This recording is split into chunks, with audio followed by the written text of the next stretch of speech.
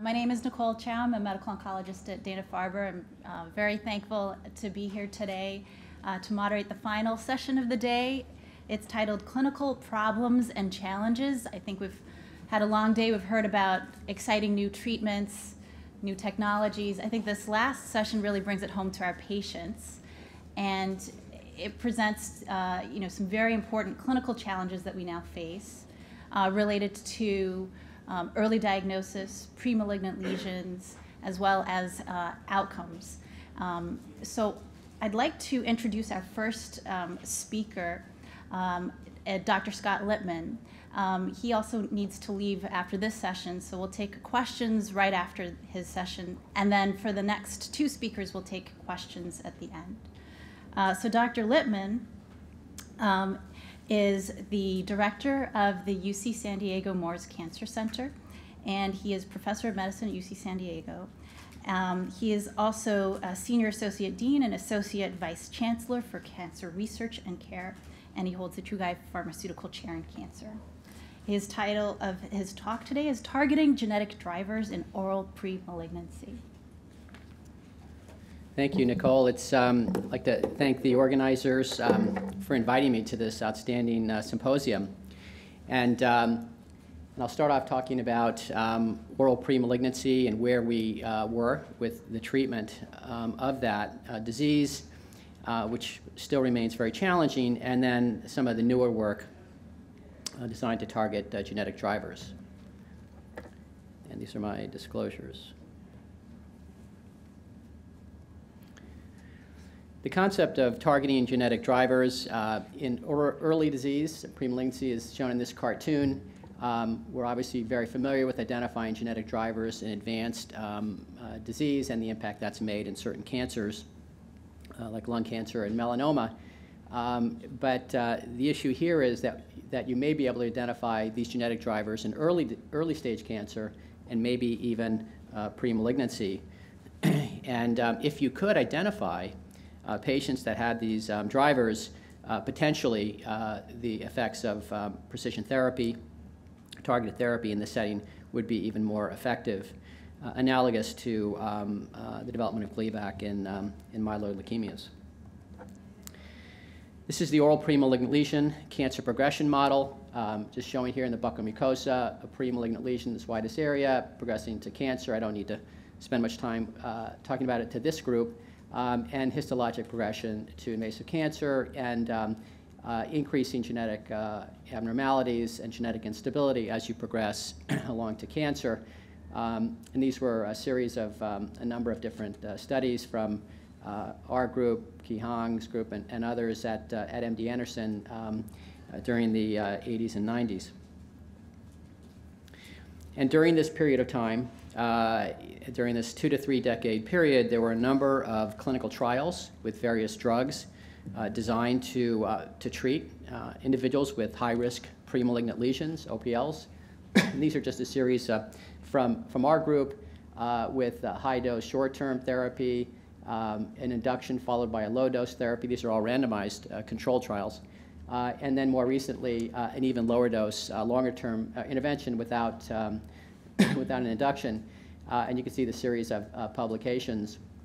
And unfortunately, despite a lot of what we thought was good science and encouraging early results, the definitive trials were negative. This was our most recent study published a few years ago.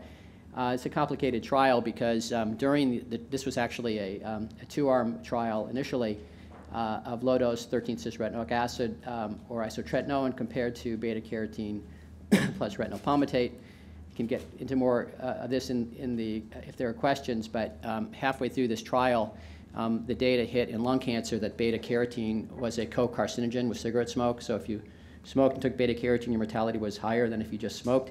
That required, this was an NCI-funded trial. All NCI trials involving beta-carotene had to stop and be unblinded and look for adverse effects, and required a modification of the design.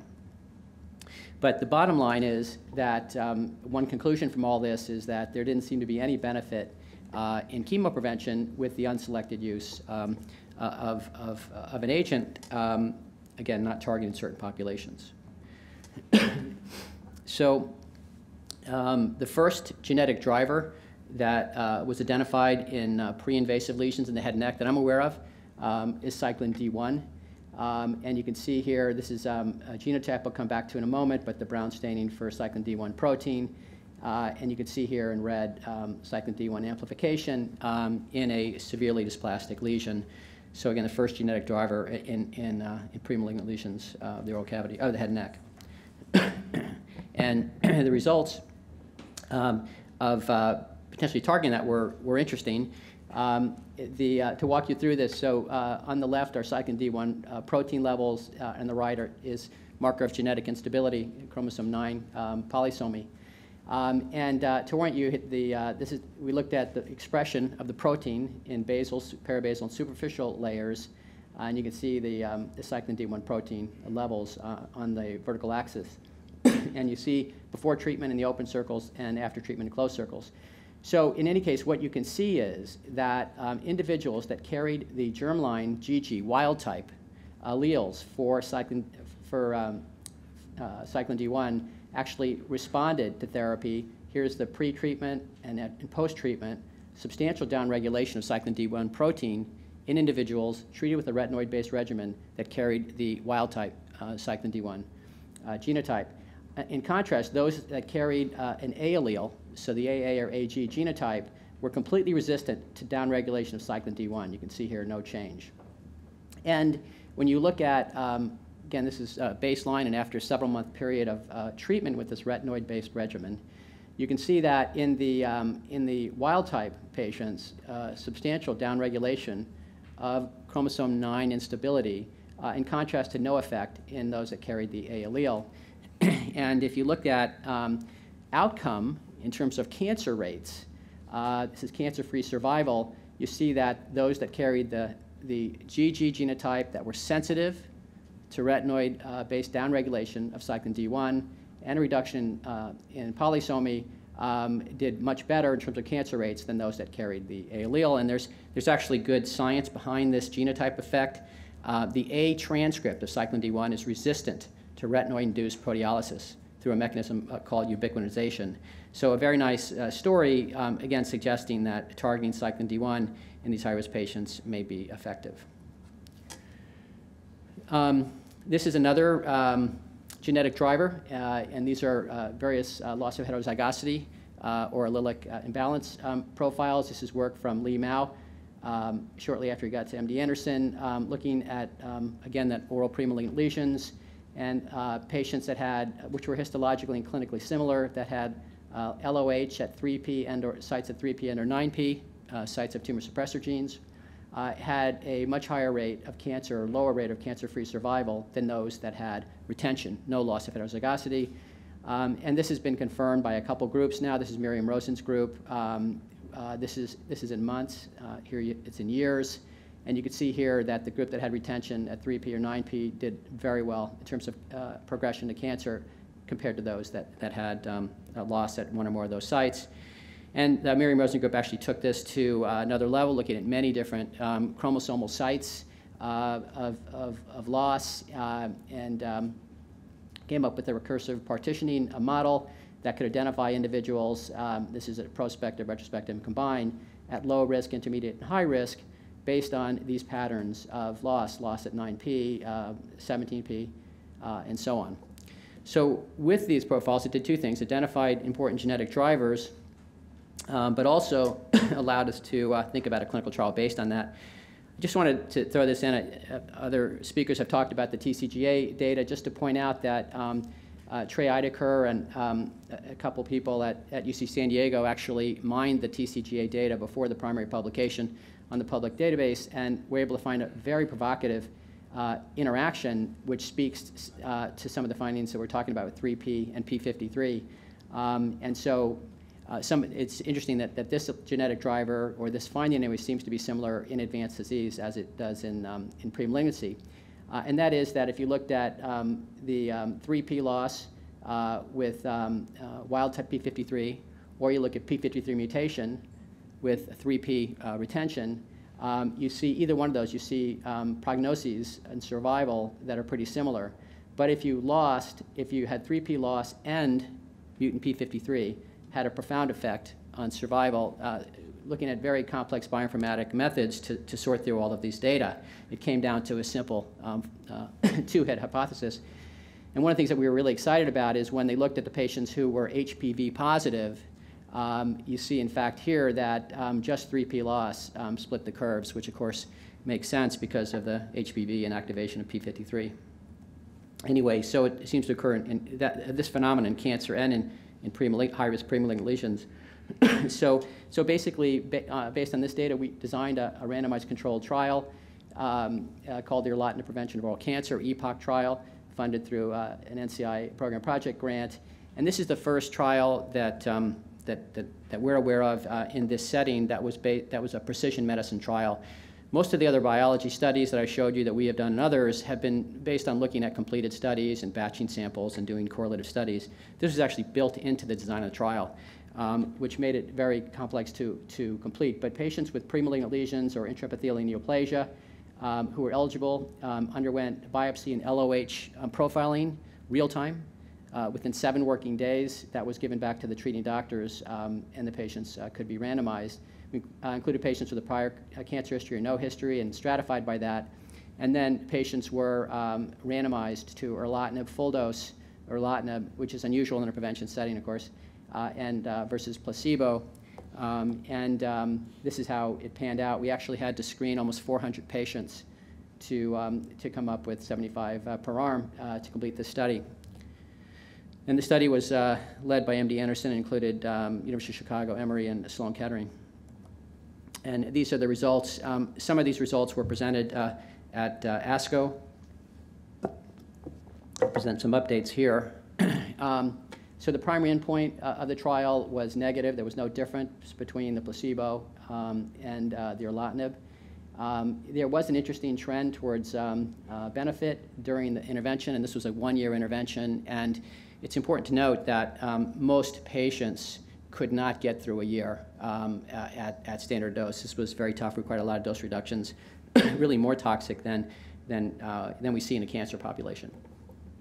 But this was lost in the curves across after that. So the primary endpoint of this trial was negative.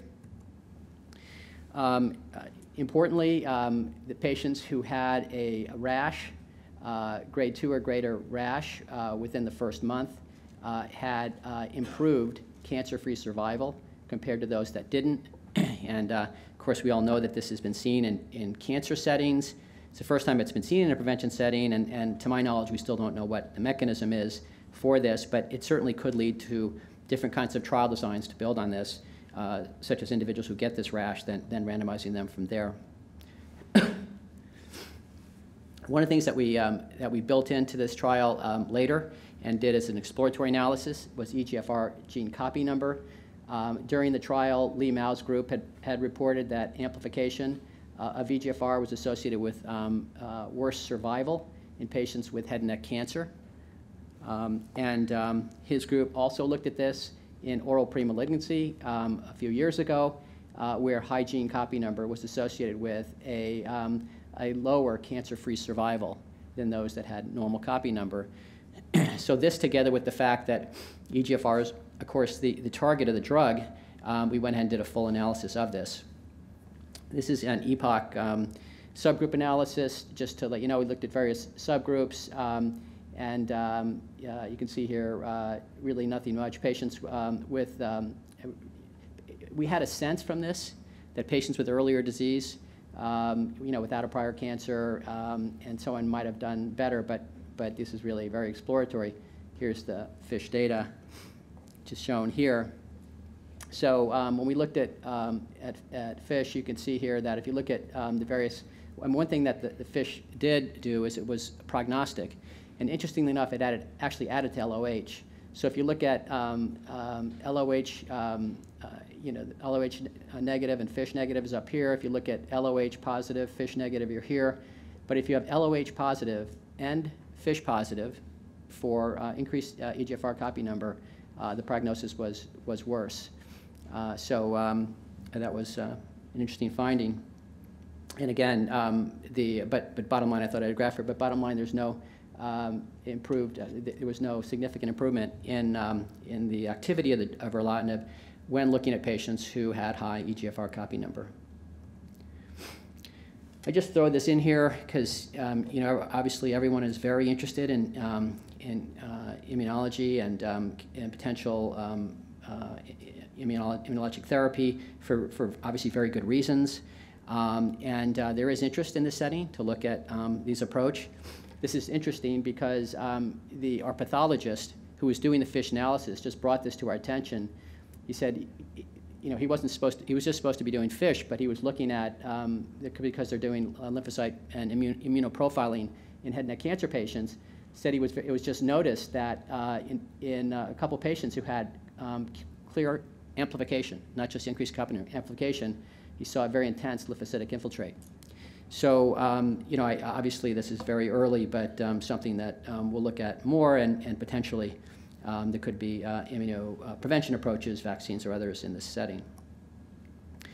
Another potential genetic driver, this is just based on preclinical data, is MET, and this is work from Pierre Santigny, work that hasn't been published yet, but he looked at genomic profiles in high-risk premalignant lesions and in mucosa next to oral cancer, and found that in these two settings that there was an overlap of 36 transcripts, and one of these 36 was MET, which he focused on because it is a driver and there are drugs that target this. Then he looked at MET activation in cell lines, and these are premalignant lines, although you could quibble about this, but certainly MSK-Luke1 is most people think a premalignant line, and you can see that there's activated MET, phospho-MET in these cell lines, and in fact, if anything, MET was activated more frequently than in head and neck cancer, so it certainly seems to be early. And then if you look at MET inhibition with crizotinib in oral cancer cell line, you know, you see obviously it's very effective at what you might expect. Now, when we took this into mouse models, you could see here that, again, crizotinib, which of course is a very good MET inhibitor, in a 4NQ mouse model, you can see that when you look at here's the control group with the dark being the squamous cell cancers. In the mice that got crizotinib, you see a much lower rate of squamous cancers, and they seem to be blocked at the dysplasia phase. And then you see, again, the sequential increase in MET expression as you go into histologic progression within this mouse model. So this is an area that is of some interest. And then finally, we're actually acting on a trial with this, and that's focusing on PI3K and mTOR pathway as a driver of head and neck carcinogenesis. This is based on a recent review by Silvio Gutkind, and just indicating that the number of genetic alterations, amplification, mutations that occur in head and neck cancer seem to converge on the PI3K mTOR pathway. I just show this because we actually looked at this in EPOC. Again, this last column is unpublished, but we saw PIK3CA mutation in about 13% of patients. I'm not going to go into it now, but there's also interest in Notch1 as a genetic driver, particularly in populations in China.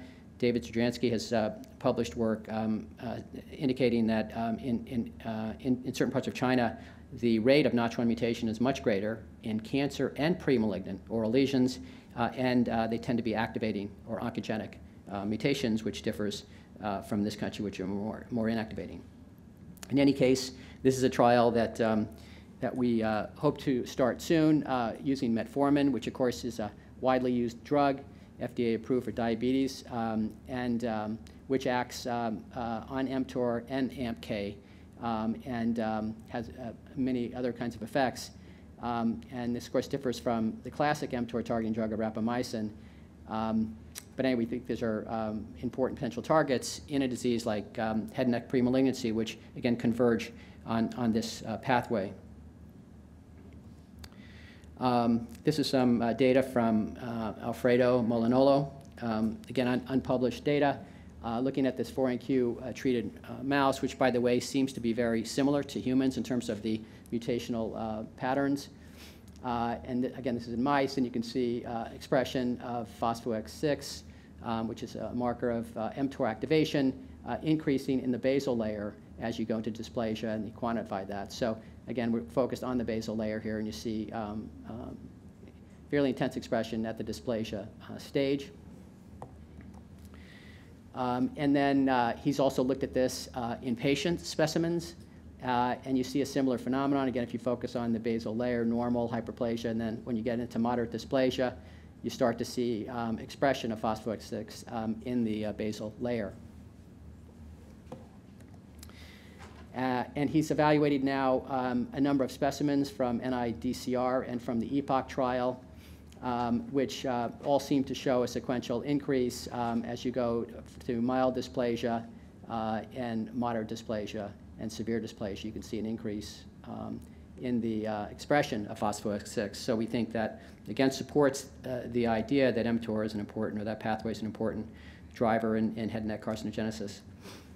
And then preclinically, Silvio Gutkind's group did look at metformin in the mouse model, and you can see here in the untreated, you see some expression of phospho-X6 in the basal layer, but in the metformin group, you see that it's really pretty much gone. And if you look at the number of lesions and low-grade lesions and tumors and multiplicity, you see a very dramatic effect of metformin. This is a tumor multiplicity, for instance, in the control versus the metformin. Same thing here, and in terms of high-grade dysplasias and low-grade. So seem to have a substantial effect, this drug, in mice targeting this pathway. And then there's interesting epidemiologic data. This is data from another group looking at the head and neck cancer rates in people that received metformin who have diabetes. And again, that's a challenge that always comes up with metformin. There's a lot of interest in other settings, really since Reuben Shaw and Lou Cantley discovered that its effects on AMPK. A lot of interest in cancer, but at least take it for what it's worth, that those individuals with diabetes that did get metformin had a much lower rate of head and neck cancer than those that didn't. So suggestive data. None of these, any one of these prove it, but there's a number of information from different perspectives that support targeting this pathway. And then this is the last slide. This is the trial, an NCI trial that we hope to get going. We have actually the NCI site visit coming up in a week or two. And it'll be a phase 2A trial of metformin, oral cancer prevention. It's an exploratory trial looking at clinical effects of the drug with this intervention, but with a number of markers of pathway activation. Again, looking for a signal of activity to take on. It turns out, I didn't go into this, but you may ask, well, metformin's of interest in breast cancer and some other diseases. Why head and neck cancer? It turns out that metformin requires this OCT3 transporter to get into cells. So those of you who really follow this, there's a different biguanide called fenformin, which is more active in preclinical models, but very toxic. And it turns out that head and neck cancer has the highest level of OCT3 expression of any cancer in humans. So again, all of this is leading to the fact that we're excited about developing this trial and testing this hypothesis. So I'll stop there, and I'd be happy to take any questions. Thank you.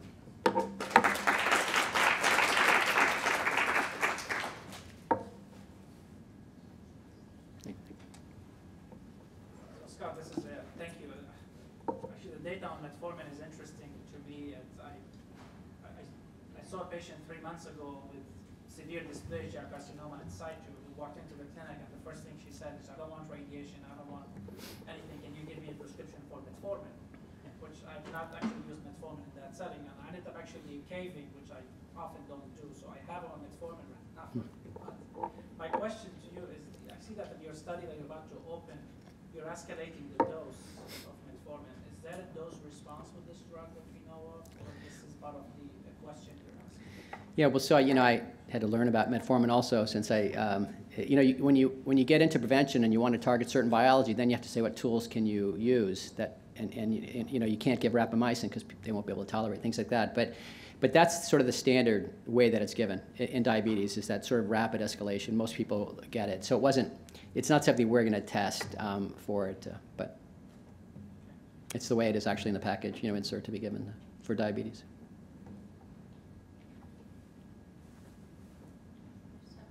So, the EPOC study, really was very interesting, showing that the EGFR gene copy number and loss of heterozygosity was associated with poor outcomes.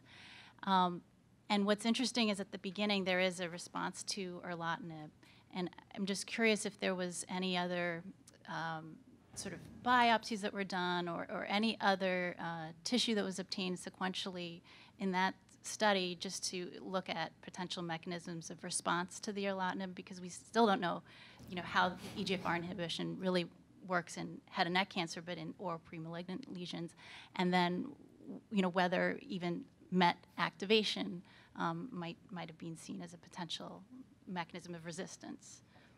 Yeah, no, those are great questions, and we have tissue on these patients. Most of them, if they had a lesion at 3 months, did have a biopsy. So, these are, of course, exploratory, but we definitely will look at those. And any thoughts you have on what to look at? We were going to, of course, look at. We're actually going to look at PI3K, mTOR signaling, and see how it related to the trial I just proposed. But we definitely plan to look at that. I went through it quickly, but there's a lot of data with LOH profiles and so on, and EGFR, but this is the first time that we're aware of that anyone's seen this kind of interaction between LOH at these sites and EGFR copy number. So we think there's some interesting biology to sort out. We're going to look at that as well. But I also think, because it's interesting that EGFR gene copy number seems to be, it's also an early event, right? And so is MET from the preclinical data that you showed. So there could be some interaction there. Yeah, no, that's a good point. Any other questions? Great. Thank you. Great, thank you.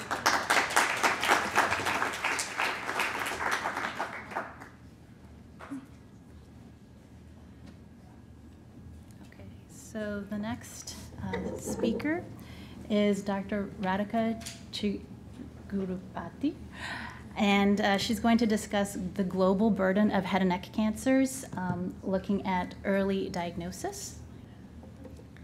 So I got interested in the global burden of cancer as I started going more to back home after I came here for my training. And the more I came across the patients I saw there, I felt 70% of the patients in the low and middle income countries do not get the care or do not have the access to care that we can provide here, although we spend, I would say, more than 50% of the monies here to give to the 5% of the population. So I'll just summarize a little bit about the global burden of head and neck cancers, although oral cancer is my area of interest. As you can see, this graph may change depending on whether it's a cardiologist or an oncologist. So in the next 20 years, we predict that cancers will become the most common cause of death. However, if a cardiologist is presenting, he may say ischemic heart disease may take the lead. And you can somewhat manipulate the statistics, and the Institute of Health Metrics does the statistics for us, and it's run by Chris Murray at the University of Washington in Seattle. The most recent data is from 2012 and 2013, and you can see from the International Agency for Research in Cancer, you can see that 70% of the population living in the low and middle income countries suffer from the new cases, and more than 70% of the population in these low and middle income countries also are dying from cancer. So this number is 14.1 million new cases of all types of cancers in 2012, and more than half of them are dying.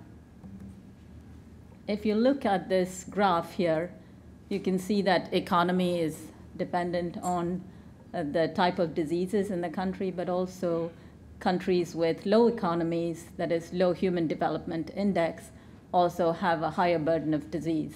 And the type of cancers vary in countries with high development index and low development index.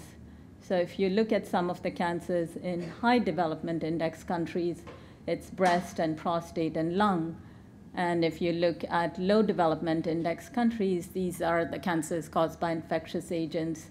Although lung cancer is common in both countries, high and low development index countries, whereas stomach and liver cancer are more common in the low and middle income countries. What came out of the recent study that was published in JAMA Oncology in 2013, again done by the Institute of Health Metrics, is in addition to just looking at age-standardized incident rates and age-standardized death rates, they also use the metric DALYs, which most of you are familiar with. And that gives us an idea of the years of life lost due to premature mortality, as well as the years of life lived by an individual with disability. So they found that some of these cancers are much more common in the developing countries and have increased in burden over the last few years. And if you look at something that it might be common in all of these countries, there's an infectious agent in almost all of these cancers, except maybe esophageal and lip and oral cavity, not completely proven. But all of them have some infectious agent responsible. If you look at the group of cancers, the most recent data, previously everything used to be lumped together, but more current data, you can separate laryngeal cancer, nasopharyngeal cancer, other pharynx, and lip and oral cavity. And these are absolute incidence numbers. So you can look at thousands per year. So you can see over, in 2013, for larynx cancer, we had 177,000 per year. But if you look at the number of cases in females, that is predominantly male, as you know. And in other pharyngeal cancer, again, predominantly male. And lip and oral cavity, also predominantly male, but not as much as the other three cancers. This gives a comparison of what happened in the last 2 decades, from 1990 to 2013. And you can see there has been a considerable decrease in the burden of cancer over the last 2 decades in laryngeal cancer, nasopharyngeal cancer, but not so much in lip and oral cavity and other pharyngeal cancers. And this takes into account also the age structure change that occurred over the last few years, as well as the population growth. So again, you can see the age standardized rates. In the previous slide, you saw the absolute numbers, and here you're seeing the age standardized incident rate. In 1990, this was what was for larynx, 6.92 per 100,000 population. For lip and oral cavity, 9.87 per 100,000. For nasopharyngeal, 2.23, and the vast majority of these in low and middle income countries. If you look at this, the only thing that hasn't changed very much, and it actually shows a slight increase in females' lip and oral cavity cancer. This might be slightly due to the increase in use of smokeless tobacco in women. You cannot really explain why it might have increased in women, whereas everything else has slightly decreased. So there is lip and oral cavity cancer. In 1990, 3.6, and in 2013, 3.9, and a slight increase in the overall incidence over the last 20 years. And this gives you an idea of the common practice in the Asian countries where there is a high burden of lip and oral cavity cancer, where if you see the orange for males and the yellow for females, you can see almost a lot of females, and even from my own experience in screening some of these patients, a lot of females don't smoke tobacco, but they commonly chew tobacco, particularly in their fields where they are farming and doing monotonous jobs where it's easier for them to chew rather than to smoke. And among the countries that have the highest burden of lip and oral cavity cancer, some of the poorest countries and South Asian continent contributes to the largest burden. These are the 6 countries that have been listed where lip and oral cavity cancer is number 1, 2, or 3. If you look at disability-adjusted life years, which is the combination of years of life lost due to premature mortality and years of life lived with disability, this gives a better idea for policymakers where they can contribute to the monies. Mouth and oropharynx contributes to a significant amount of the burden in low and middle income countries. And if you look at the amount of disability caused by lip and oral cavity, it's the highest amount of DALYs from lip and oral cavity cancer.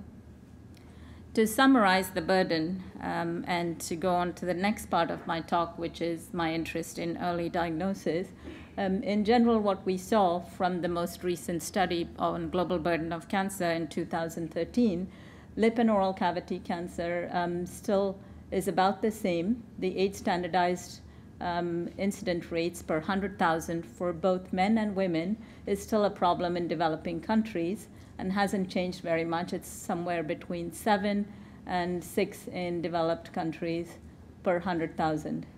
And the death rate is about 2 per 100,000.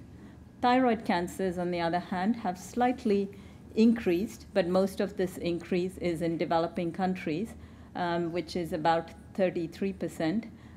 Compared to developed countries, which is about 19.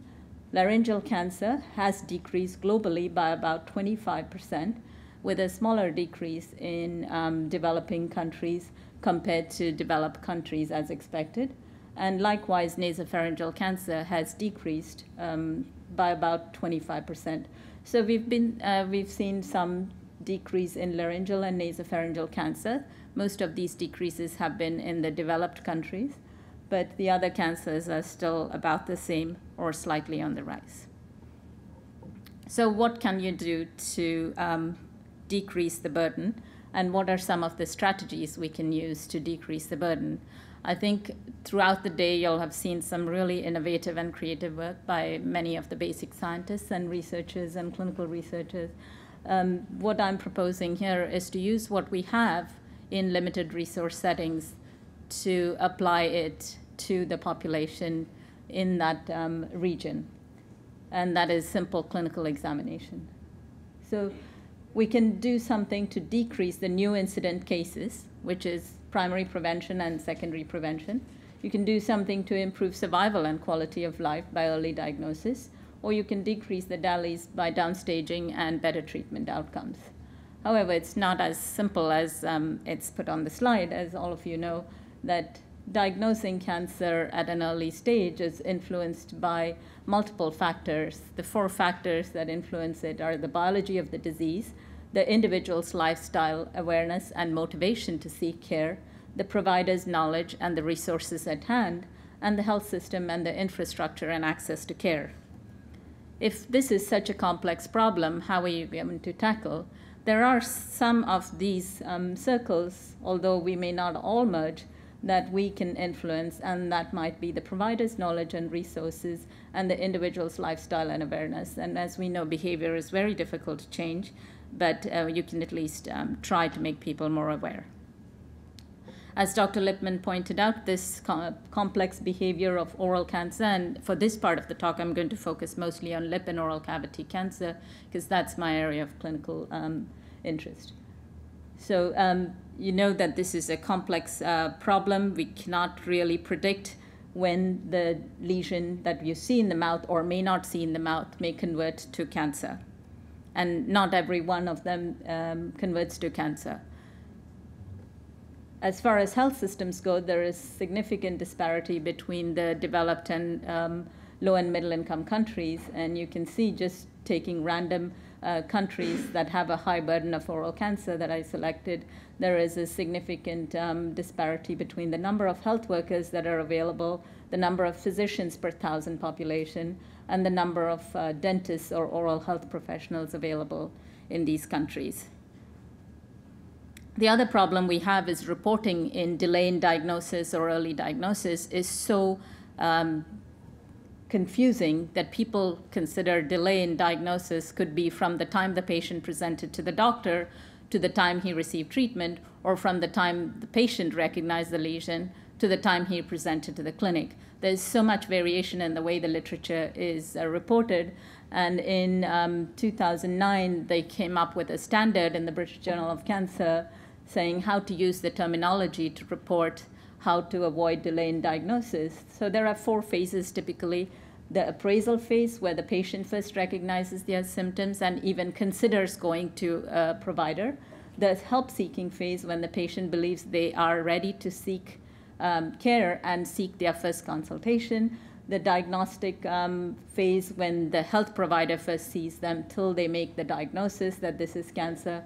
And the pre-treatment phase, from the time the diagnosis is first established till the time they receive the treatment. So if you're reporting anything on diagnostic literature, please report it with these 4 terms, or at least try to fit it into these 4 categories so we can make sense of the data. The other thing that is a little confusing in diagnosis is there are lots of tests that come out, and diagnostic accuracy, as you've seen. I think Dr. Spira had some questions about oral spectroscopy this morning, and we also discussed about diagnostic accuracy on other tests. How do we use? There are guidelines for that. It is called the QUADAS. 2 guidelines that every diagnostic test should go through, and according to those guidelines, none of the adjunctive tests meet the criteria other than clinical oral examination, which was considered the most standard reference. There are 4 domains in which each of these tests should be validated for. They should be validated for patient selection. They should be validated for the reference test, the actual test that you're performing, and as well as the workflow and the timing. So if your study that you're reporting does not meet those criteria, that your diagnostic test may or may not meet all the criteria. And what they found in this most recent Cochrane analysis published in May is that a lot of the studies had high risk of bias. However, they had fairly decent sensitivity in some of these studies. And really, cytology was the only one that came close to scalpel or incisional biopsy. And for clinical examination or clinical diagnosis, just clinical examination by a health auxiliary or a dentist or any specialist was good enough for diagnosis. The British and in the United Kingdom have taken a lead in making early diagnosis a priority. And in 2015, they had a meeting to convene and to discuss the evidence for National Awareness and Early Diagnosis Initiative. And they took this to the primary care settings. And what they are doing now is conducting a national audit for cancer diagnosis in the primary care to avoid delay in diagnosis. It's not often the providers that are responsible for delay in diagnosis. As I showed previously, there are multiple factors, and very often it is the patients themselves that are responsible for their delay in diagnosis, partly due to the lack of awareness. So for lip and oral cavity cancer, they have simulated models to see whether it is cost effective to do oral examination.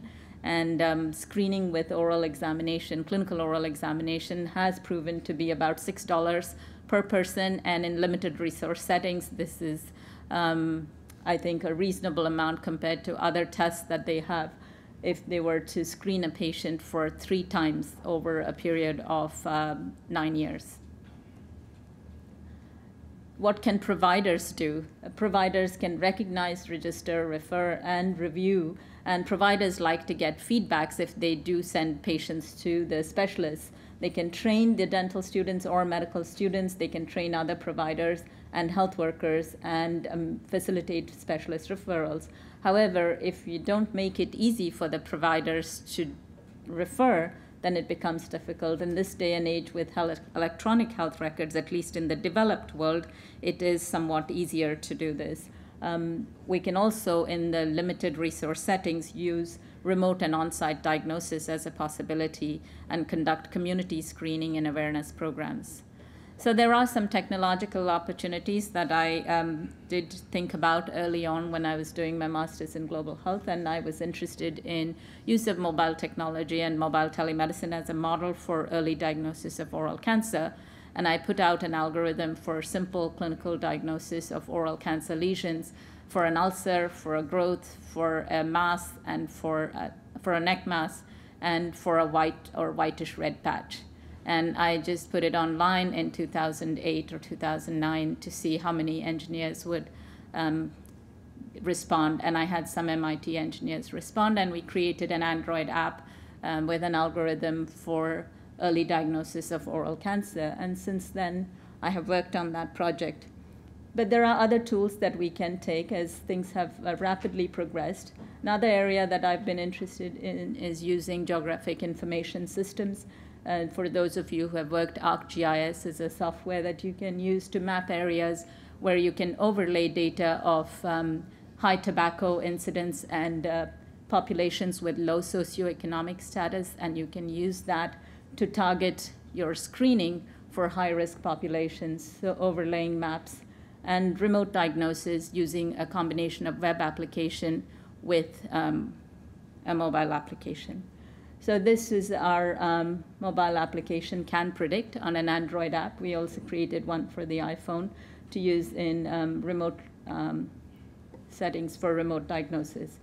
The way we wanted to integrate this with the primary healthcare centers and the dental schools and the cancer centers. So we tried this trial in 7 dental schools that had a cancer center within 150 kilometers radius of the dental school, and that also were catering to the needs of patients in the surrounding villages and had primary health centers in the area. And so there was a continuity of care available for patients. However, as you know, most of the patients who actually present late don't go to a primary health care center and don't actually come to the follow-up if they are asked to come to a follow-up. So you're likely to miss, and this is called the inverse law of screening. However, there are quite a few patients you may still be able to educate and improve their awareness, and family members of the patients who may not seek care may become more aware in the process. So we conducted screening camps at the primary health care centers, educated the health workers who went door to door to conduct some of the education, and educated the patients about the risk factors. They then, we recently had our first publication from the initial funding that we received for the Android app, where we screened 1,600 patients for oral cancer and looked at the quality of the back end that we received there for remote diagnosis, the pictures. So what exactly happens in this process is the patients are educated, the health workers are educated, then an oral cavity examination is conducted on site at the primary healthcare center, and at the back end, the oral medicine specialist in the dental school and the postgraduate students who then look at the back end, make a diagnosis. So there is a remote diagnosis and an on-site diagnosis. The Android app also allows them to make a decision on risk assessment for each patient that they screen, whether they are high risk or low risk patients, and then allows them to review the case at the back end. So this is one of the patients, for example. They're able to see what risk factors in this case. This is not completed very well, but they would know whether they were smoking or non-smoking, and you would be able to make your diagnosis. We did educate the patients on how to obtain these pictures. Are all obtained by an early version of the iPhone and an Android phone. However, we do get pictures that are not adequate quality, and you can see here this is a patient who was screened, who is 20 years, a female with low risk that was established by the clinical decision algorithm on the app, a former smoker, and quit about 5 years ago. And there is a lesion that was recognized by one of the clinicians who put this and said there was an ulcer. These are some of, but this was just a test, so it is not something that you can see, or I don't see any ulcer, but this was how the diagnosis is performed. The patient then returns for a follow-up visit, and at follow-up 1, they can then verify, and if the patient chooses to have a biopsy, and if a biopsy is indicated, they should go forward to have a biopsy. I do feel that this seems like a long drawn-out process from the time the patient is screened, having them come for a follow-up, and having patients actually in villages return for follow-up is not always feasible. However, if one of the tests that might come through can be done on site, it would be a much better solution than having the patient come back to the clinical center or to a much more developed institution where you can perform a scalpel biopsy. This is where we are with this study, and these are some of my thoughts on early diagnosis for limited resource settings. This study is still coming to an end, but ongoing if they don't want to be participants in the study. And as I mentioned, our future thoughts are to only maps so we can target screening for high-risk populations. I'd like to acknowledge all the partners who were involved and the funding from McKesson Foundation and the partners at Johns Hopkins University and the 7 dental schools in particular in South India and Boston University CTSI and the dental school for their support. Thank you very much.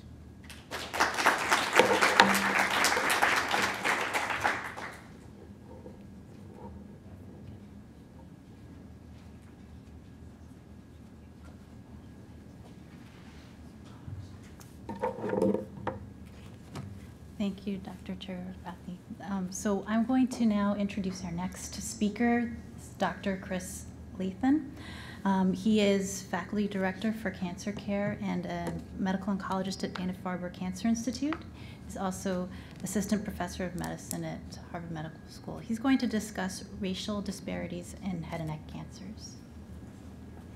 Good afternoon. I am your last speaker, and I want to try to be engaging and succinct.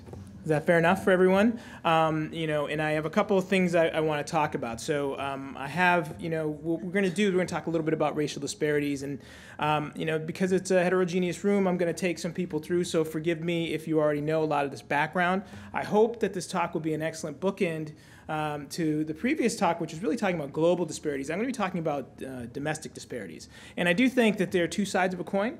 I think sometimes we think about one or the other, but there's some interesting similarities and there's some differences as well. And as Nicole mentioned, I'm actually, what I do, I'm a medical oncologist. That's my other caveat. I'm a medical oncologist who specializes in lung cancer, but most of my research has been on disparities in care. So again, forgive me as you're going to see some of the slides if you think that my nomenclature is not quite right, and I haven't really. That's okay. We'll talk about it. And we'll go over some of the issues specifically with head and neck cancer. And I'm going to use.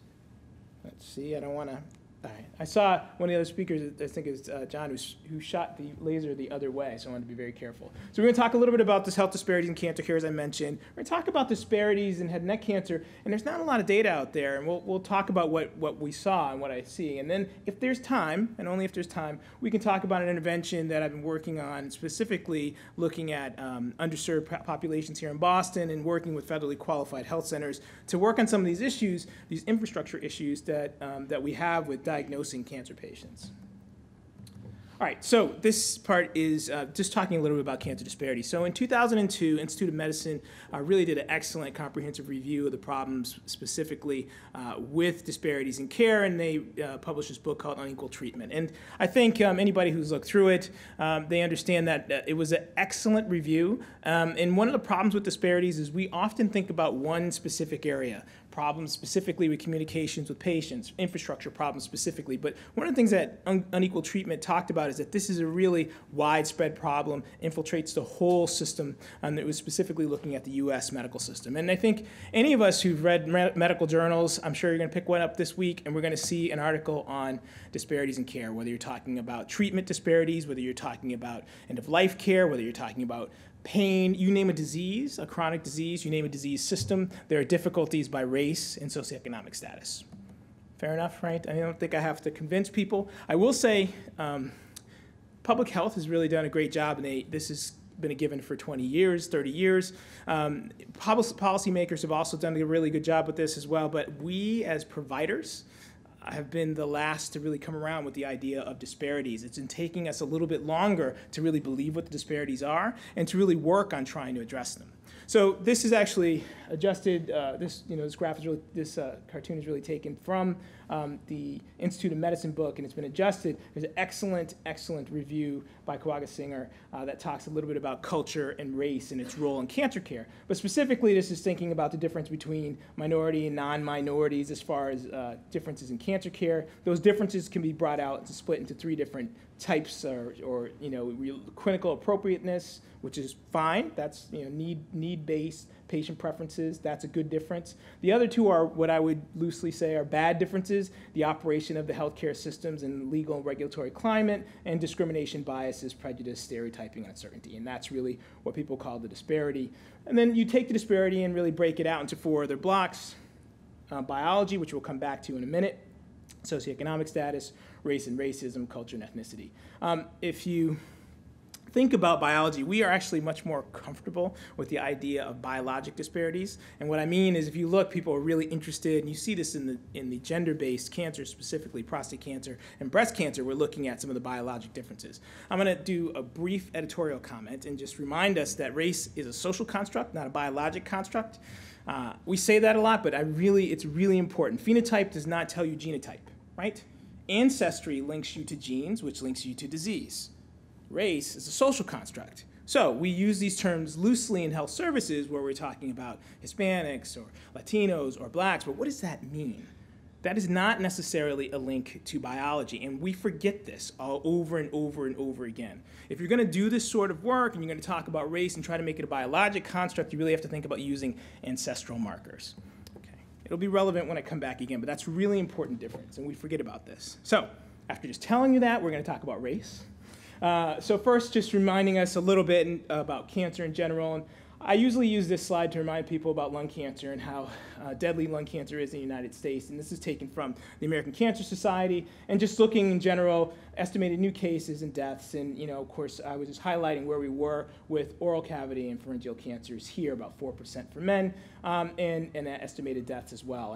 And this is actually for all patients, but certainly when we think specifically about African Americans, I like to show this, especially when I'm in communities, because a lot of communities of color didn't really understand that they're higher risk for lots of cancers, and showing you that's pretty much a very similar type of pattern, with the incidence being highest in the gender-specific cancers, and then after that, lung and bronchus, and then lung and bronchus being number 1 going forward from that. But as you can see, oral cavity and pharyngeal cancers are listed still in incidence for men as far as one of the relevant cancers, and we're gonna see African Americans do have a higher mortality rate. You might ask, why not a slide for Latinos or Hispanics? And until 1970, American Cancer Society really, SEER Medicare and some of the NCI sites hadn't really been collecting that data. And American Cancer Society is a little slow to get that too. It's actually coming more and more recently. But we don't have the same kind of data collection, and we still don't look at nativity, which is extremely important. Whether or not you're Hispanic, Latino, African American, the real thing, where were your parents from?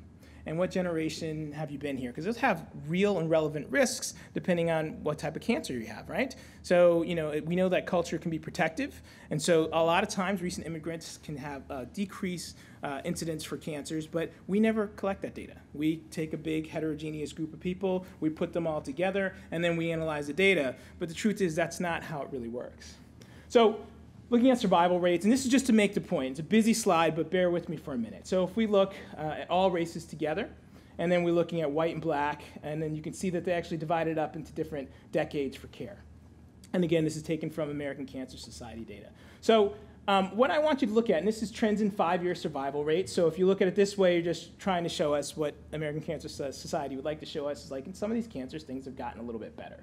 And particularly as we know in looking at some of our treatments for the blood-based cancers, that's really where we've had some of our best work, right, in looking specifically at that. And unfortunately, though, in some cancers, if you look at where we were at lung cancer, we didn't do very well. If you look for what they see for oral cavity and pharyngeal cancer, again, still a lot of work that we need to do. I want you to look at the differences by race. And we know in some other cancers specifically, right, if you look at, if you're looking at survival for breast cancer, for example, in whites, and more recently, 92% 5-year survival trends, right, 80 for blacks, letting you know that there's a survival difference. And a lot of this has been well published. Colorectal cancer as well, you know, but if you come down here, specifically looking at oral cavity and pharyngeal cancers, you can see there is a difference as well, right? Looking at blacks, which have a decreased overall survival compared to whites. And again, I don't have data for nativity, and I also don't have any data for people who would self-identify as Hispanic or Latino. This is my model, or our model that we have, and it's very similar to most models, looking at disparities and kind of thinking about what could cause some of the differences. And we're still in kind of our overall overview, and this is again thinking about domestic disparities. Really, you know, people start in a general population, and through some combination of risks, socioeconomic status, community factors, inherited risks, environmental risks, behavioral risks, they'll become some people become cancer patients. Specifically, I've been interested in what blocks treatment and access to treatments in a high-income country like the United States. So you break it out into maybe patient factors, access to care, and physician factors, or provider factors, I should really say. And these areas have been very interesting, and a lot of times people will focus on one specific area, access to care specifically. And we're going to deal with that with insurance and talk about that. Access to care is one cog, but it doesn't change everything. And sometimes we focus on the patient. We say the patient doesn't show up, the patient isn't coming, they're not trusting us, and then sometimes we focus on our providers and say, are we culturally competent enough, and do we need to be more aligned with and look like our patient populations? I actually think in cancer there is something very specific about the way that we diagnose cancer that makes it difficult. And I think this is going to have relevance specifically for some of the studies you're going to see when we talk about head and neck cancer. If you bear with me, and this is work that we published in Healthcare, people start in a primary care physician's office, and really there are 3 different scenarios that you might present with some sort of symptoms. An asymptomatic patient that undergoes routine screening, right? Breast, colon cancer, 10 years ago, maybe prostate cancer. Scenario 2, you have some non-urgent cancer-related symptom, back pain, weight loss, something that's there, but it's not going to make, cough, a good example, cough. It could be a lot of different things. It's going to take some time to work out. And scenario 3, urgent cancer-related symptom, and for example, a bloody cough, or people who are having severe pain or pathologic fracture.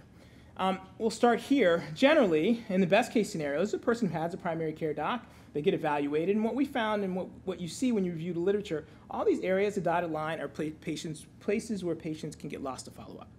So you go see your primary care doc, you have a cough, it says that's great, we're going to get imaging for you, you're going to get that, especially if you're at a community health center, maybe we'll get that tomorrow or next week, and you come back in 2 weeks and see me again. Well, that patient maybe doesn't want to take the day off from work and lose money, and then come back till much later, and then you lose some time.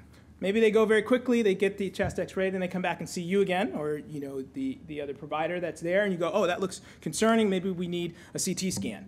And then this process starts all over again. And it continues to happen. If it's normal, everything's great, we go back to primary care, but abnormal findings require further evaluation. In the case of lung cancer, we're going to send you over maybe to a pulmonologist, and they're going to do a biopsy. You can see how this takes longer and longer and longer, and you can lose people here. And we do.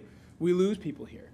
And what if, if you look, the only time we don't is if you have an urgent symptom, you go to the emergency department, you see the physician, and then you have inpatient care, and you see all of us, right? You get scans, you get biopsied, everything is good except for the fact that you probably have advanced stage disease. And then you end up seeing me, or you end up seeing Robert, and we're talking more about treating you with chemotherapy and palliative treatment. And so what I'm interested in, and what my intervention will talk a little bit about, is how can we make this better? And I think specifically for head and neck cancer, there's a problem. We have the same problem here. So, all right, so this is a summary of just the beginning part here where, we know racial disparities in health are well documented. Racial and ethnic minorities receive a lower quality of health, even when income and access are accounted for, and these disparities exist throughout all sectors of the healthcare system. So a little bit about socioeconomic status specifically. Race and socioeconomic status are related, but they're not obviously the same. And what we do as health services researchers, we pick a nice variable. Maybe we'll take income, maybe we'll take insurance. We say that's going to account for all the differences and all the different variations that we could have.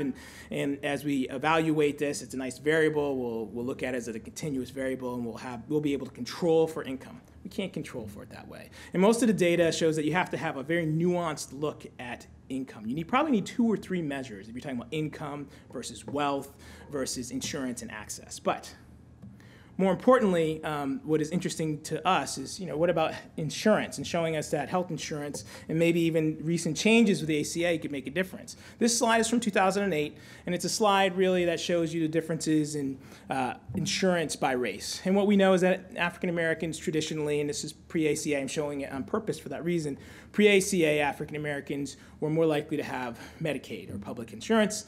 People who self-identify as Latino were more likely to be uninsured, and people who are self-identified as white were more likely to have private insurance. And many people say, well, did it make a difference? Well, first of all, did ACA change anything? And 2, what does that mean for patient care? Sorry about the small print. The most important thing to see is that this is really looking at the impact of the ACA over time. And basically what has happened is people have gone from percentage of uninsured over time each year has decreased a little bit for people who self-identify as Hispanic or Latino or as African American, right? And people who are on Medicaid or public health plans have increased a little bit. Not for those who identify as white. It's a little bit roughly the same. And the amount of people in private health insurance really hasn't changed all that much. So we've moved some people from uninsured to public health. And you think, well, maybe that's good, right? That's what we're saying with ACA. Well, there was a great paper in JCO just last year looking specifically at the effect of insurance status on cancers. And this graph shows you that, unfortunately, that's not true. So this is overall survival, right? And this is univariate analysis. You can see that folks who are uninsured are in the blue line. People who have public health or Medicaid coverage are in the red line. And there's people with private insurance. So it's good that we're moving people back and forth, but that's not really helping us very much now, is it? And this slide this is not the first time this has been shown. Actually, American Cancer Society used to have a graph very similar to this from 2008 that showed the same thing, that survival is directly linked to the type of insurance you have, and that the difference between Medicaid and uninsured is very, very little. And there's been paper after paper that's shown that. What about specific cancers? Our cancer of interest. So if you're looking specifically, this is who gets surgery for a cancer, and that same paper, it's an excellent paper. If you look at, this is being the referral base here, this is controlling for stage of disease, comorbid disease, as well as race. And you can see that for almost every cancer actually, if you're uninsured, you're least likely to get your surgery, and even if you're on state Medicaid, it's a little bit better, but you're still not the same as somebody who might have private insurance. What about death and outcomes? It's actually a little bit worse, specifically focusing in on head and neck cancer, but all the cancers, almost with the exception of ovarian cancer, all are the same, that basically your outcomes are much worse if you have Medicaid or you're uninsured, and your overall survival is much worse compared to those who have private insurance. All right. That's really cheerful. I know it's not, but I'm trying to give you some very real, ideas of what's happening here. So what about head and neck cancer in our last few minutes? So there aren't a lot of studies here. Most of the studies when we're doing health services research are retrospective, large database mining studies looking at ASIR, Medicare. I'm going to show you a couple of those and some of the single institution studies. And, there's 2 things here. One, we're going to go over socioeconomic status that seems to be coming through quite a bit. And the other is, what does HPV mean for disparities? I view this similar to the way that people in breast cancer are looking at triple-negative breast cancer, that there's a component of this that's going to be relevant biologically when you're talking a little bit about who has HPV and who doesn't and the differences between the races, but I don't think it's not the cause of all of the disparity. All right, so briefly, if you look, I think, this is from the Journal of the Poor and Underserved. This is a study that really looking at socioeconomic status, heterogeneously looking at men and women with head and neck cancer. And they looked at Medicare patients in particular. So this is a ASIR study. Back from 1991 to 2002, so it's 10 years, it's old, and this is 7,480 patients. And what they found was that African Americans were less likely to have surgery. It's not surprising. They were more likely to have radiation. Chemo was even. It didn't seem to make a difference what racial group you were as far as getting chemotherapy, but they had much worse survival in the univariate analysis. Again, nothing groundbreaking there. What they did here, though, is they adjusted for demographics and treatment, so matching the people if you had surgery versus not. And then there was no differences in survival, which indicates something that we see a lot, which is equal treatment sometimes gives you equal outcomes. Again, it doesn't seem like it should be novel, but this is something that we have to convince people about. So in this particular study back then, they found that there was no differences in survival, and the race differences faded away. Well, let's move into, actually, if you look at Superman, does a lot of great work. I think one of the experts at looking at large database, and it's looking at treatment patterns and survival among low-income Medicaid patients. So this is Medicaid specifically, as opposed to Medicare. Smaller group of people, because they're looking at only California and Georgia, and they're looking at Medicaid patients, sorry about the spelling error there, with head and neck cancer. And the endpoints were who got treatment and how they did it 2 years as far as survival. And they found that black patients had worse survival and were less likely to get surgery. And kind of the argument here was that we really have to do a little bit better on trying to get people into surgery. And the feeling is if there's a definitive treatment that they needed, African Americans weren't getting it. Looking a little bit more, it's going, looking at determinants of head and neck cancer according to race again. And this one actually is the first one that started talking about HPV. So the idea is that, they knew socioeconomic status had been linked, and access to care were an issue, and they wanted to look at biologic factors. So this is one of those where they were trying to match the cases a little bit. They looked at 87 African Americans and 261 white patients, and they found that black patients who had oral cavity and laryngeal cancer were more likely diagnosed with advanced stage. Again, we knew that from before. But once they adjusted for socioeconomic status and insurance, there was still some differences with blacks and whites, with laryngeal tumors, but not with oral cavity. That's what they found there. And the hazard ratio is around 3. And they thought perhaps that this was really about access to health care and when people present.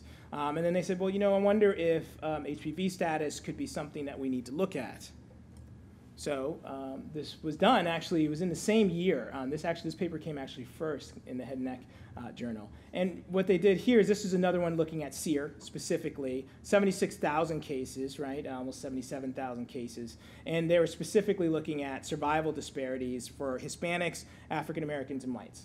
And they found that Hispanics had a slight disparity in the beginning, but once they case matched, that was eliminated, so adjusting for treatment and stage. The disparities for blacks did not go away with the matched cohorts, and most of this was oropharyngeal disease. But what they did find is that HPV tumor status seemed to be a key determinant of disparity. They actually had readjusted for that, I think in the next study. They looked at the same sort of thing, and they found that if you look at smaller group, 385 patients from Wayne State with squamous cell carcinoma of the mouth or nasopharyngeal disease. And they found that HPV was lower, and we knew this from the published data in African Americans. Odds ratio for having an HPV-related cancer was 0.14, but their hazard ratio for death for African Americans was higher, 2.25. And they tried to adjust for some other issues. When they adjusted for HPV, the disparity didn't completely go away. It went down, though, quite a bit. But there was still a difference there. So where were we? And where are we on that? So, and again, I moved quickly, and I hope I'm not going to take over too much time here, but, really, there are overall disparities in survival in head and neck cancer. I think that's true. I think we can see that from the data. Is it due to SES and income? I think a lot of it has to be access-based, but as I showed you from before, I think that's true of almost every cancer. I think treatment and access to care matters. If you look at lung cancer, for example, in 1970, there really wasn't a difference in survival for blacks versus whites with lung cancer. After that, the disparity gets worse, which is interesting. Well, what's changed in lung cancer? Certainly, our chemotherapy hasn't gotten much better. We have some targeted therapies, which are fantastic, but I'm not going to sit here and say that's the issue. One of the things that happens from our surgical colleagues is their surgical procedures got better. Choosing the right patients to operate on. Surgery makes a difference. And suddenly, if you're not getting treatment anymore, that's where your disparities could come from. So treatments do matter. And this issue of HPV, I just want to caution everybody, there's more studies that are needed. Remember, the disparities existed before we were thinking about HPV, and I think that the differences in HPV will be relevant, but they really won't take, it's not the whole explanation for disparities in care. I think that has to be a little bit more structural. And as I mentioned, the treatments seem to matter. So thank you very much for your time and your attention.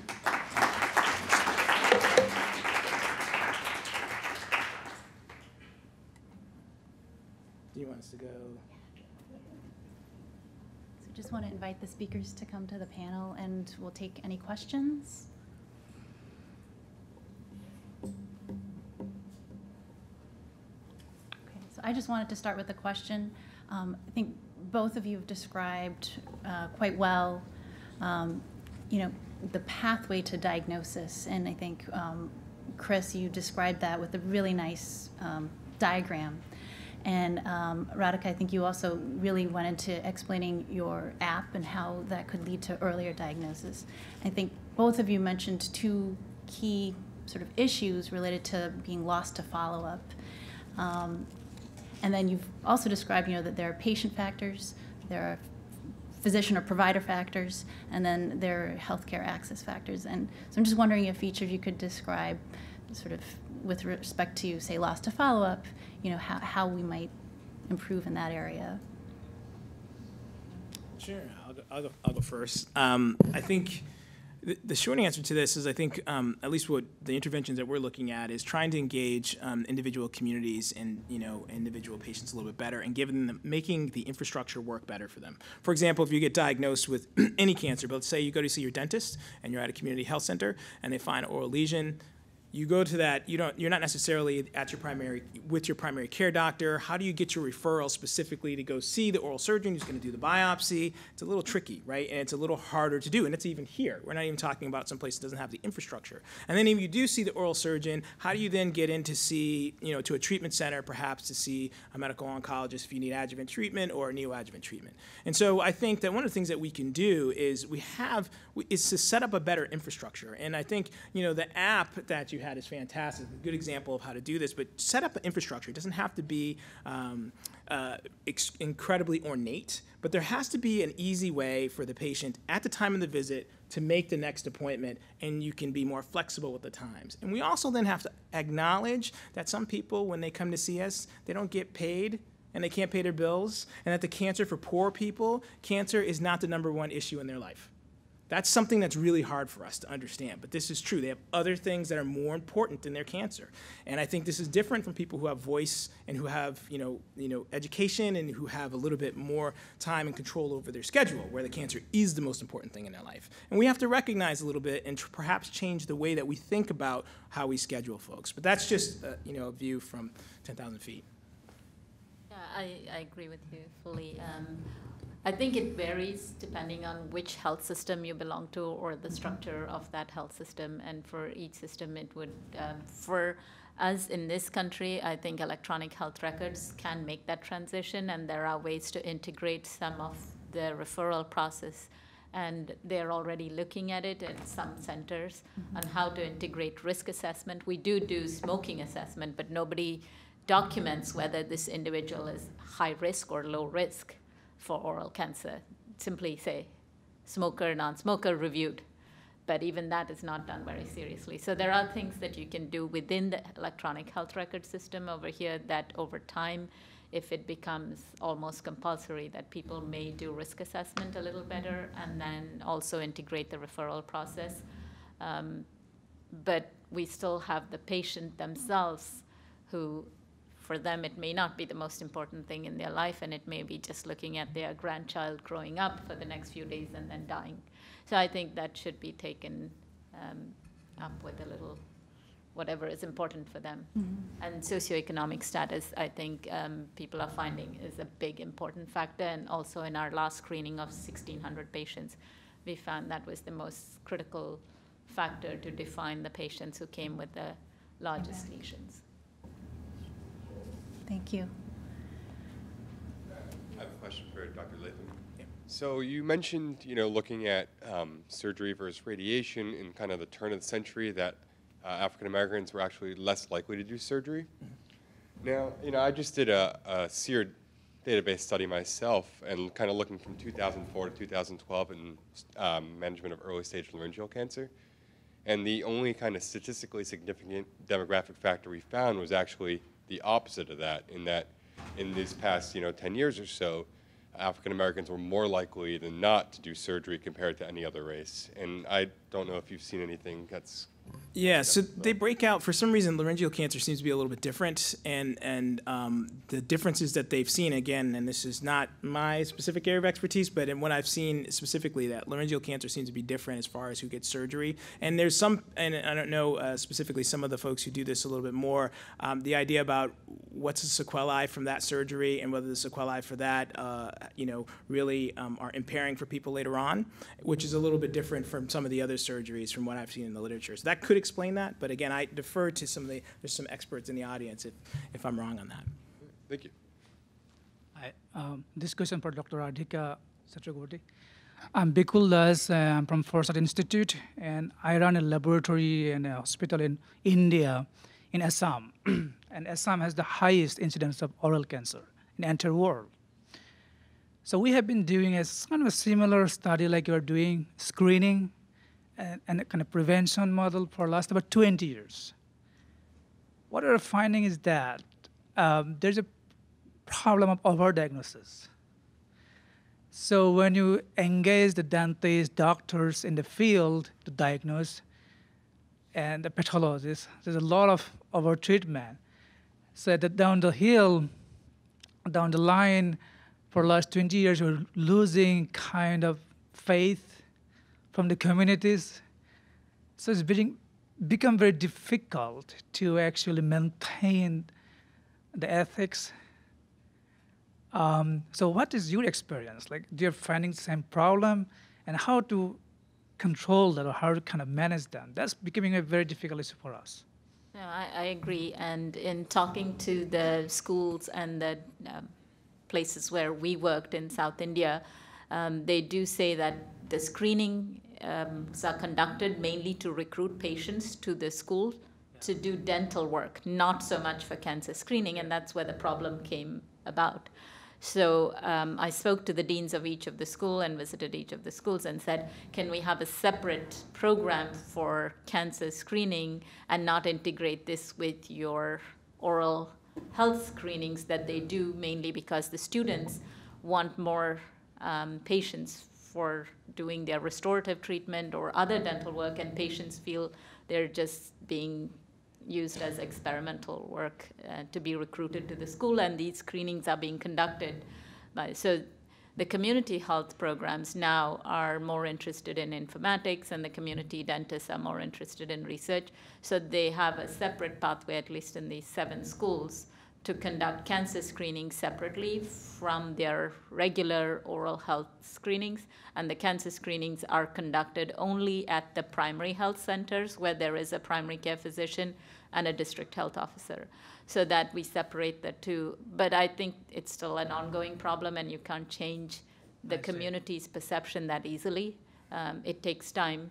So once that fear is lost among the population, they might build the trust. It takes time. I see. So you are still with the government hospitals, like you're still continuing to study with? I would like to see this being integrated into a system rather than doing isolated screening programs, which is what I did when I was in school, in dental school in India.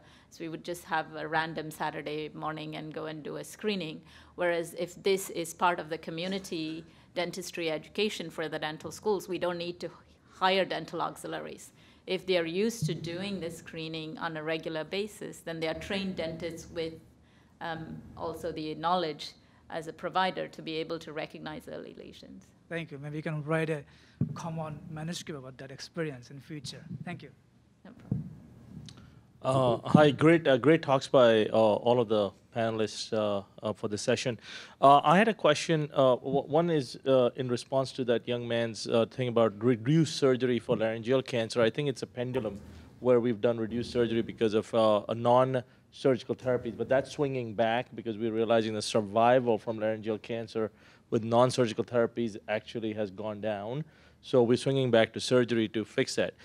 Question for Dr. Lathan is, you talked about access to care to the uninsured and minorities. Do you think we as institutions create that barrier? Because there are institutions in this town which will not see patients who have no insurance or underinsurance. So what have you done?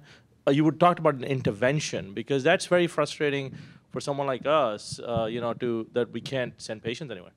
Yeah, it's very frustrating for me too. So I trained at Boston Medical Center for internal medicine, and when I went to the cancer center, it was something I didn't see the same patients there, and I was able to kind of understand what some of the differences are. So it seems like splitting hairs, and it does to patients, but generally what the problem is the insurance companies actually tell patients where they can go. The individual hospitals actually, so if you're an uninsured patient, you can be seen at the cancer center, and they will take you. If you have free care, they don't say no.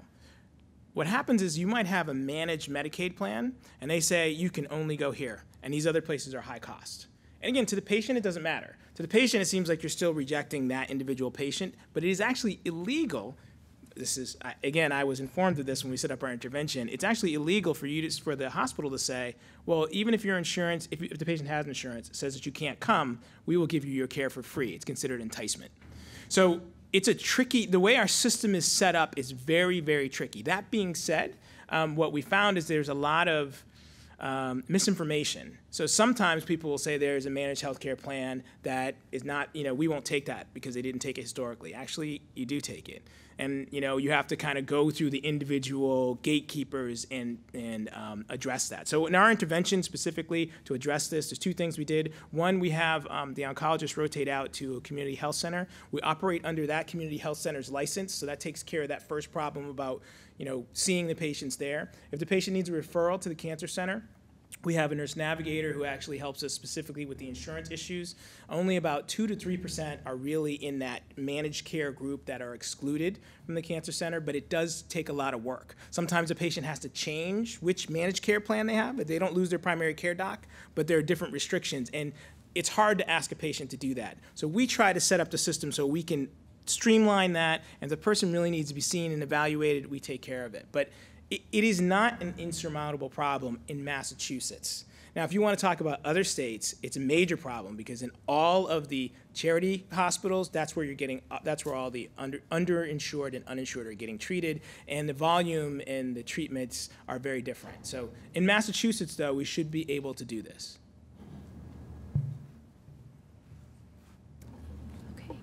Thank you again. Thank you very much. Oh, go ahead.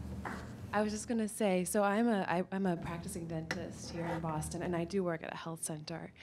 And what I find is that I have a lot of patients, international patients, patients with limited access to care, and yes, a vast majority are Medicaid, Medicare. My biggest issue is also with the patients that don't actually have dental insurance. As a dentist, I feel this obligation. We are the gatekeepers of the mouth. And to be quite frank, I work very closely with a lot of the doctors, and whenever there's a question, they page dental. There's this thing, and we don't know if it's a tooth or so we are definitely the experts. So my question is, in terms of actual dental insurance, how do you think you could maybe remedy that situation in the sense of a lot of patients, in our Commonwealth that just don't have dental care and choose not to pursue any kind of dental treatment unless it's, an emergency situation. All right, so you're asking a lot of policy questions that you might not be able to answer, but I can tell you this: what the state would say is there are some federally qualified health centers that actually provide dental care. Unfortunately, it's as you know, it's limited and it's overburdened. That system is overburdened, but they would say that is where people can go to get their care if they don't have, dental insurance. I do think that as a policy level, that's something that we need to change, right? We need to really try to make sure that there's broaden out the insurance platform. Politically, as you know, that's very difficult. We live in Massachusetts. We sometimes forget how difficult that is. I mean, there are states that still won't accept ACA, and if we were going there, I think that's the way we should go. But there are real political forces that make it very difficult. So In Massachusetts, I would say right now for those patients, they would have to go to whether it's Whittier Street or some of those places where they have free dental care, and then that's where our system is set up. And the dentist there will refer those patients to our clinic. Because as you know, as you mentioned, internal medicine doctors are afraid of the mouth. We don't know what's going on in there. And if they see something, they refer to our clinic, and then we refer to our oral surgeons at the Brigham. But it's something that took us a long time to set up. Okay. All right. So that, I think, concludes our session. I want to thank Radhika, Chris, and Scott for excellent talks. Thank you.